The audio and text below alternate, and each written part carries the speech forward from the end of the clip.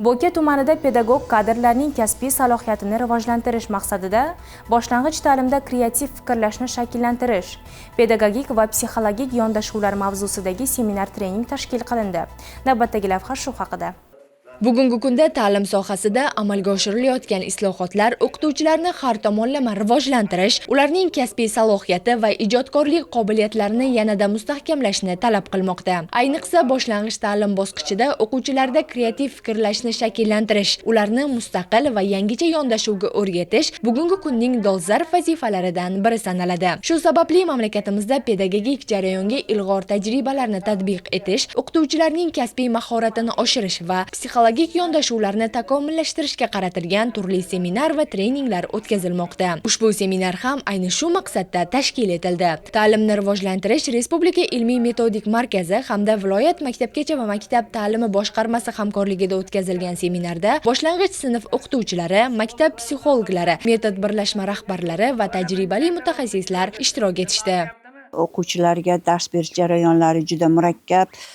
Har bir o'quvchining o'ziga yarasha fe'l-atvori bor. Ularga yo'l topa olish kerak.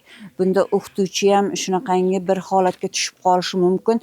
Shunda qanday vaziyatlarda bo'lganda o'quvchi bilan qanday muomala qilish, ularni qanday yo'lga solish yo ularga yo'l ko'rsatish yoki bo'lmasam ularning kasb tanlashda qanday yo'l yo'riq ko'rsatishlar haqida bugungi mashg'ulotlarimizda tavsiyalar beriladi. Bu seminarimizda asosan mana shu hozirgi kunda fanlararo integratsiya, ya'ni STEM yondashuv asosida darslarni tashkil qilganmiz. Mana shu mashg'ulotlarda o'qituvchilarga asosan dars jarayonlarida mana shu ilg'or metodikalardan qanday foydalanish bo'yicha tavsiyalar beriladi. Seminar ikki yo'nalishda boshlang'ich ta'lim va psixologiya sohalari bo'yicha tashkil etildi. Boshlang'ich ta'lim yo'nalishida profilaktika, kasbiy va hissiy so'nish, stresslarga bardoshlilik, boshlang'ich ta'limda STEM yondashuvi asosida loyihalarni o'tkazish metodikasi kabi mavzularda ma'ruzalar tinglandi. Seminar davomida interaktiv mashg'ulotlar, amaliy topshiriqlar, guruhli muhokamalar va savol-javoblar o'tkazildi.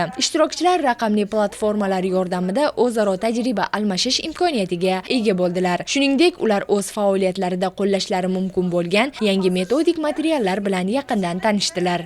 Matematikadan masala beriladimi yoki tabiiy fanlardan beriladimi, ona til va o'qish savodxonligidan beriladimi, har bir berilayotgan topshiriqni mazmun mohiyatiga qarab yangicha yondashuv talab qilinadi. Buning uchun u bevosita ham pedagog bo'lish kerak, ham psixolog bo'lish kerak.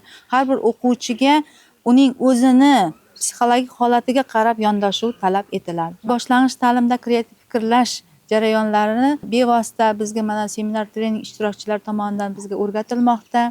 Har bir o'quvchiga qanday yondashish kerakligi, psixologik qanday yondashiladi, pedagogik tomonidan qanday yondashiladi, shular to'g'risida ma'lumotlar berildi va bularni biz maktabimizda o'quv jarayonlari, mashg'ulotlar davomida qo'llashga harakat qilamiz. Tadbir yakunida o'qituvchi va psixologlar seminar davomida o'rganilgan bilimlarni amaliyotda qo'llash, kreativ fikrlashni o'quvchilar ongida shakllantirishga doir taklif va tavsiyalar bilan o'rtoqlashdilar.